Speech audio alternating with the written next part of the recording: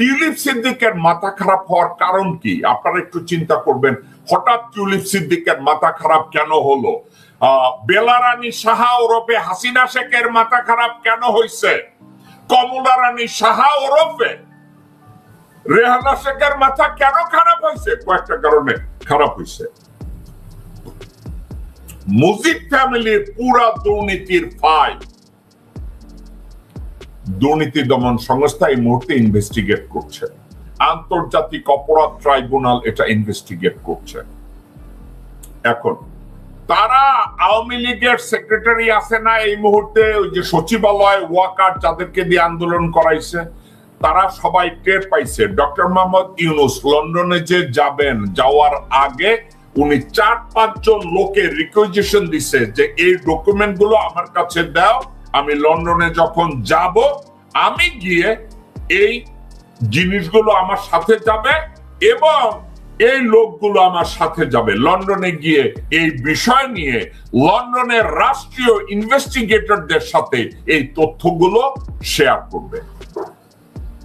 Doctor Mohammad Yunus কি করলেন?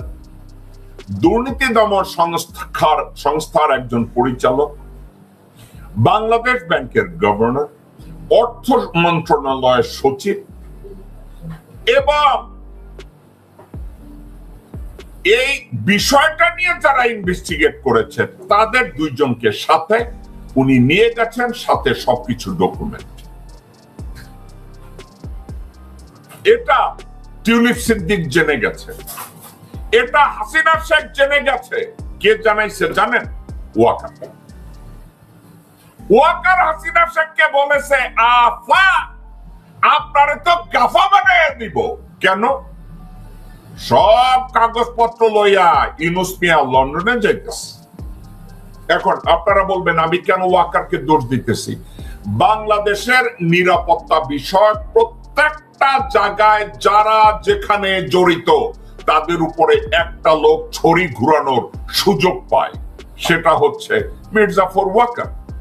তো মির্জাফর ওয়াকার কোরবানির দিন ডক্টর মোহাম্মদ ইউনূসের পাশ হইয়া সালাম করতে গেলেও মনে মনে চিন্তা করে, হিন্দুদের একটা শ্লোক আছে না, মুমে রাম রাম বগল মে ছুরি।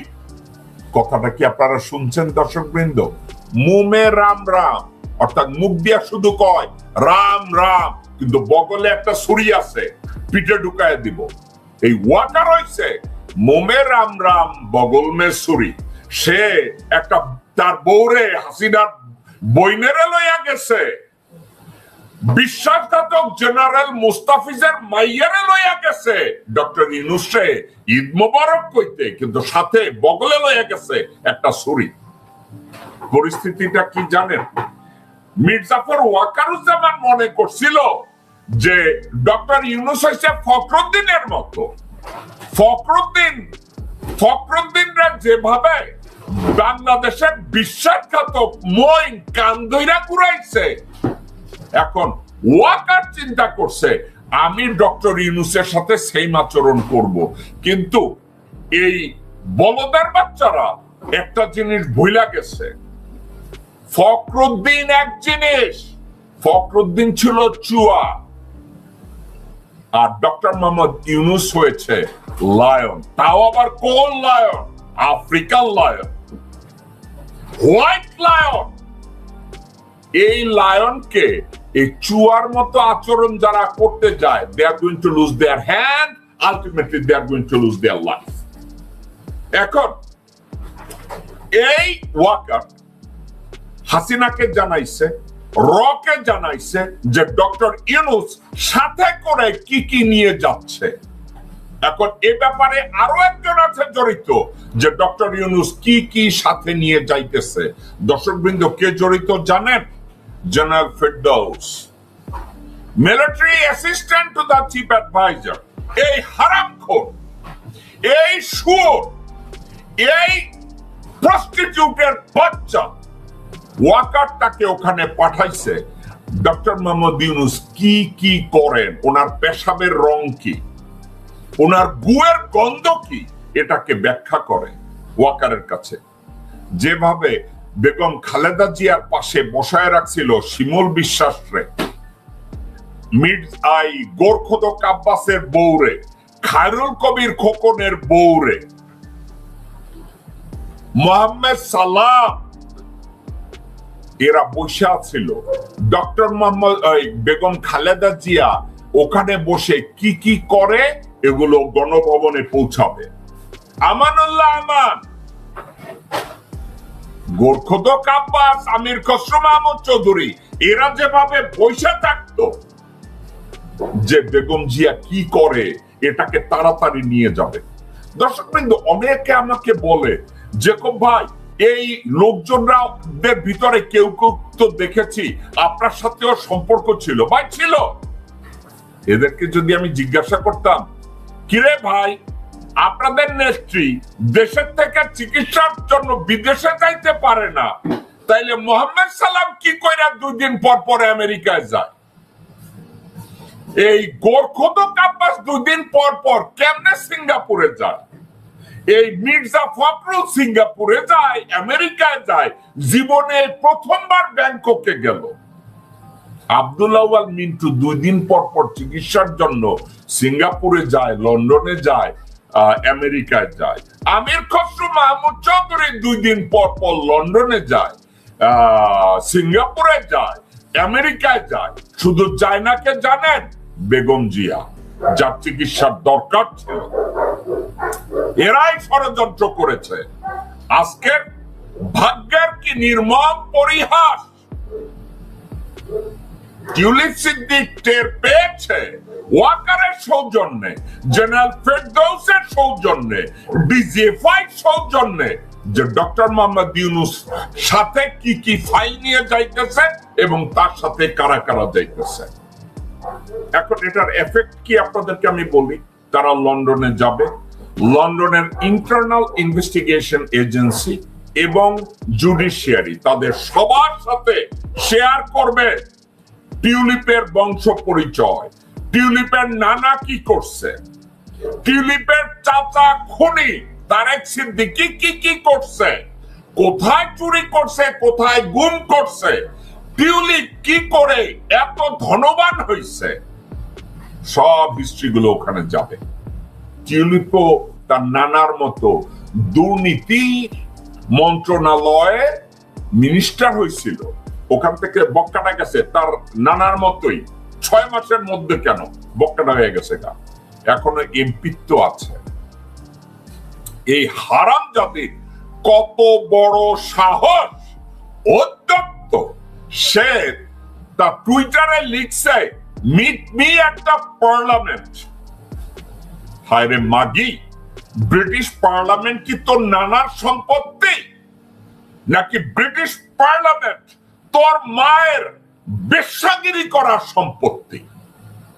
টিউলিপ, তোর মা সালমান রহমানের সাথে ঘুমাইছে না সাবের হোসেন চৌধুরীর সাথে ঘুমাইছে?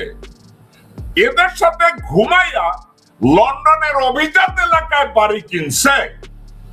মাগিরে মাগি, তুই কি মনে করছিস তোর মায়ের লগে সাবের হোসেন চৌধুরী ঘুমাইছে অথবা সালমান রহমান ঘুমাইছে? তুই শায়ান রহমানের লগে ঘুমাইছিস? তুই কি মনে করছিস ডক্টর মোহাম্মদ ইউনূসকে তুই সাইজ করে দিবি পার্লামেন্টে? পার্লামেন্ট কি তোর মায়ের বেশ্যাপাড়ার আকড়া নাকি অন্য কিছু?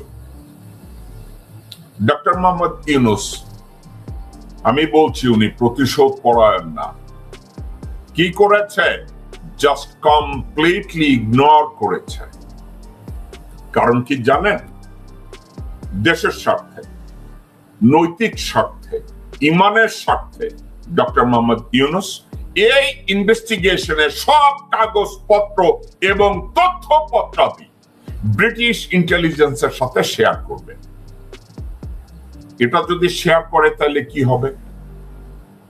তার এমপিগিরি যাবে। ওখানকার ইন্টারনাল ইনভেস্টিগেশনে সে যদি গিলটি হয়, টিউলিপ সিদ্দিক কোথায় যাবে? হাজতে যাবে। এবং ব্রিটিশ হাজতে যখন যাবে তখন লেখা হবে লাইক গ্র্যান্ডফাদার হার গ্র্যান্ডডটার। যোগ্য নানার যোগ্য নাতি। নানাও হাজতে গেছে, যারা নিয়ে বাংলাদেশের কিছু মূর্তি পূজারী আছে না, যারা মুজিবরে বন্দনা করে, তাদেরকে কি জানি বলে, মুজিববাদী, শেখবাদী। মুজিব হচ্ছে মহাপুরুষ, বাংলাদেশের প্রবাদ পুরুষ। কিছু কিছু বেশ্যার ছেলেরা মেয়েরা রাস্তায় রাস্তায় গান গায় না, ও মুজিব ও মুজিব। একটা দুর্নীতি পরায়ণ কলর বলদ, যে দুর্নীতিতে ডুবেছিল, অযোগ্য এক হাবড়া, এক গাব্বর, তাকে আবার বালের পিতা বানায়। আজকের ওই বালের পিতার নাতি যখন টের পেয়েছে ডক্টর মোহাম্মদ ইউনূস যদি এগুলো এসে লন্ডনের তদন্তকারীদের সাথে শেয়ার করে, আমার আমও যাবে, আমার ছালাও যাবে। টিউলিপ সিদ্দিক হঠাৎ করে ডক্টর মোহাম্মদ ইউনূসের সাথে দেখা করার এত জরুরি কেন হলো? দর্শকবৃন্দ, সাবজেক্টটা নিয়ে আপনাদেরকে একটু আমি খোলাসা করি। টিউলিপের বিরুদ্ধে যে বাংলাদেশে একটা ইনভেস্টিগেশন শুরু হয়েছে তা কিন্তু না। টিউলিপের উপরে লন্ডনেও ইন্টারনাল এন্ড এক্সটার্নাল একটা ইনভেস্টিগেশন ওপেন হয়েছে, এবং এই ইন্টারনাল এবং এক্সটার্নাল ইনভেস্টিগেশন ওপেন যখন হয়েছে, টিউলিপ সিদ্দিক, তার মা, তার খালা, তার জামাই, দুনিয়ার সবাই, they become so concern that এই ইনভেস্টিগেশনের শেষ কোথায়, ইনভেস্টিগেশনটা আসলে কোথায় যাবে। সাবজেক্ট ওখানে দাঁড়াইছে। আপনাদেরকে আমি যে কথাটা ইন্টারনাল এন্ড এক্সটার্নাল ইনভেস্টিগেশন, এটাকে আসলে কি মিন করে। যে কোনো একটা ইনভেস্টিগেট করতে গেলে বিদেশে, স্পেশালি ইউরোপে বা আমেরিকায় যদি ইনভেস্টিগেশন করতে যায়, ইন্টারনালি দেখে যে ডোমেস্টিক্যালি এই ব্যক্তি, ডোমেস্টিক্যালি অর্থাৎ লন্ডনের মধ্যে, ইউনাইটেড কিংডমের মধ্যে কোনো দুর্নীতিতে কোনোভাবে জড়িত ছিল কিনা, এবং তার চরিত্রটাকে অ্যাসেস করার জন্য, তার পারিবারিক ব্যাকগ্রাউন্ড অ্যাসেস করার জন্য, সার্বিকভাবে ওই ইনভেস্টিগেশনটাকে কনক্লুড করার জন্য তাদের আরো 2-3টা জিনিসের দরকার হয়। তারা তাদের ফ্যামিলি ব্যাকগ্রাউন্ড দেখে, একজন ইন্ডিভিজুয়ালের এডুকেশন ব্যাকগ্রাউন্ড দেখে, তার কন্ডাক্ট দেখে। তো এগুলো যখন দেখে তখন তারা কনক্লুড করতে পারে একটা কেস যে এই ব্যক্তিটা আসলে কেমন। দর্শকবৃন্দ, আপনাদেরকে আমি টিউলিপ সিদ্দিকের গোড়ায় যদি যান, তার বংশ পরিচয়ের দিকে যদি যান, আপনারা সবাই জানেন শেখ মুজিব পাকিস্তান সরকারের মুসলিম লীগের দুর্নীতি মন্ত্রণালয়ের মন্ত্রী হয়েছিলেন, প্রতিমন্ত্রী হয়েছিলেন। আপনারা সবাই জানেন দর্শকবৃন্দ, আমি মুজিব শেখের বদনামটাই শোনা, কিন্তু পাকিস্তান আমলে মুসলিম লীগ সরকারের দুর্নীতি বিষয়ক প্রতিমন্ত্রী হয়েছিলেন কে? আব্দুল হামিদের পুতি, নাতি, লুৎফর রহমান লাল মিয়ার ছেলে নারায়ণ চন্দ্র পালের পুতি মুজিব শেখ কি মন্ত্রী হয়েছিলেন? দুর্নীতি বিষয়ক প্রতিমন্ত্রী হয়েছিলেন মুজিব শেখ। আপনারা কি জানেন মুজিব শেখের পরে কি হয়েছিল? ঠিক 6 মাস পরে মুজিব শেখের বিরুদ্ধে অভিযোগ আসলো যে উনি নিজে অঙ্গাঙ্গিভাবে দুর্নীতির সাথে জড়িত, এবং তাকে গ্রেফতার করা হলো। শুধু গ্রেফতার করা হলো না, তাকে কারাদণ্ডে দণ্ডিত করা হলো। তার মন্ত্রিত্ব গেল, তার মান সম্মান গেল, তার এমপি গিরি গেল, তাকে হাজতে পাঠিয়ে দেওয়া হলো। এটাকে মুজিব শেখ। এখন এই টিউলিপ সিদ্দিককে, টিউলিপ সিদ্দিক হলো মুজিব শেখের মেয়ে রেহানা শেখ ওরফে কমলা রানী সাহা, ভারতের নাগরিক, তার মেয়ে একচুয়ালি কোন বাংলাদেশিদের সাথে তার সম্পর্ক নাই। সে লন্ডনে বিভিন্ন জায়গায় দাঁড়িয়ে উদ্ধত্তপূর্ণভাবে বলেছে, I'm a British citizen, I'm British MP, you better be careful. I'm a parliament member, I'm a British citizen. এটা বলেছে কোথায়? বিদেশি সাংবাদিকদের সাথে, যে কোনো সাংবাদিকদের সাথে। কিন্তু আবার বাংলাদেশিদের অর্থাৎ আওয়ামী লীগের কোন মিটিং টিটিং এ গিয়ে বলতো আমি বাংলাদেশি ব্রিটিশ, এবং বাংলাদেশ থেকে ফায়দা লুটত। তার খালা একটা আইন করেছিল বঙ্গবন্ধু পরিবারের নিরাপত্তা নিশ্চিত করতে সবাই সিকিউরিটি গার্ড ভাড়া করার জন্য ভাতা পাবে, এই পাবে সেই পাবে।